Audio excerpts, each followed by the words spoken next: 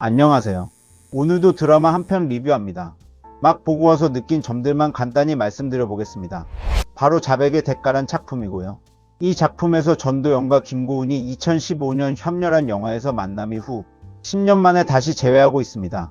거기에 넷플릭스의 아들인 박혜수와 모든 채널 드라마에 나오고 있는 진성규 배우도 합류하고 있습니다.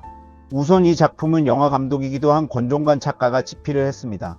영화 감독으로서 마지막 작품인 특별수사도 누명을 쓴 사형수에 대한 이야기였던 걸 보면 이 방면으로 도가 트신 게 아닌가 생각이 드네요.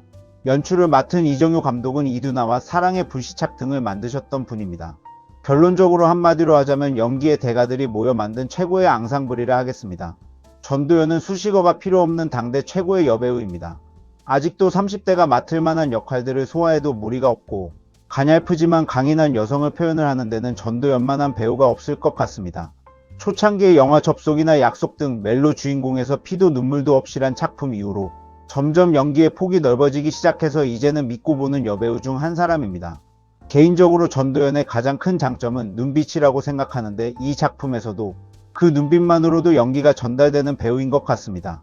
김고은은 올해 2번의 히트를 치게 되는데요. 넷플릭스의 은중과 상영 그리고 이 작품입니다. 은중과 상영과 완벽하게 다른 얼굴로 김고은이 등장합니다. 짧은 헤어스타일로 화장기 없는 얼굴이지만 사이코패스적인 연기를 보고 있자니 그 어느 때보다 예뻐 보인다고 할까요? 배우에게 헤어 메이크업도 중요하지만 역시 연기력만큼 자신을 빛나게 해주는 건 없는 것 같네요. 여기에 박혜수와 진성균 그리고 최영준까지 남자 조연들의 연기도 오버하지 않으면서도 적당히 스며들어 극의 긴장감을 만들어줍니다. 그리고 신의 한 수가 있다면 바로 김선영이 연기하는 왈순입니다. 왈순이 나올 때마다 웃기기도 하고 진중한 드라마의 활기도 불어넣어줍니다. 특유의 욕발은 미쳤습니다. 내용면으로 보면 장점은 초반부부터 긴장감을 놓치지 않게 해주는 구성에 있습니다.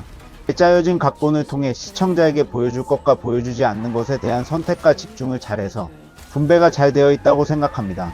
드라마가 길어지는 타임도 있긴 하지만 딱 궁금해할 요소로만 이야기를 풀어놓았기 때문에 궁금증 해소 정도의 시간이어서 지루하거나 늘어지는 부분이 없었다는 것이 장점입니다. 그렇기 때문에 몰입도가 상당합니다.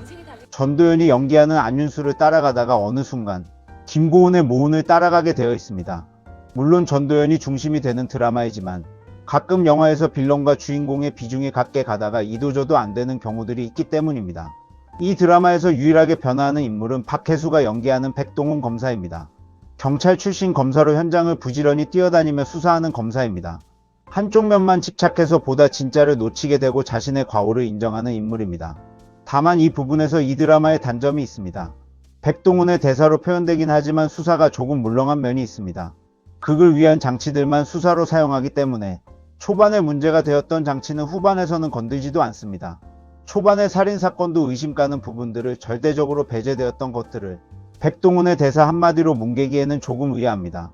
후반부는 안윤수가 가장 적극적으로 행동하게 되는데 극을 위함임을 알지만 초반에 해야 될 액션이지 않았나 싶기도 한 부분들도 있습니다. 살인이냐 누명을 벗느냐의 선택에서 어떤 것이 더 이득이 될지에 대한 고민이 있었으면 좋았을 것 같다는 것도 있는데 물론 심리적인 압박감이 있긴 해도 더 심층적으로 파고들었으면 좋았겠다는 아쉬움이 남습니다. 왜냐하면 살인에 대한 고통을 확실하게 느끼고 있다는 것이 초반부에 표현이 되기 때문에 더욱 그렇게 보였습니다. 또한 후반부는 너무 뜬금없는 전개와 모훈이 너무 상관없는 일까지 관여한 것 아닌가라는 생각이 들었습니다. 그럼에도 자백의 대가는 몇몇에 의아한 부분들과 약간의 아쉬운 부분이 있지만 연기력만으로도 12부작을 훌쩍 볼 수 있었던 작품이었습니다. 지금까지 올드필름맨이었습니다. 감사합니다.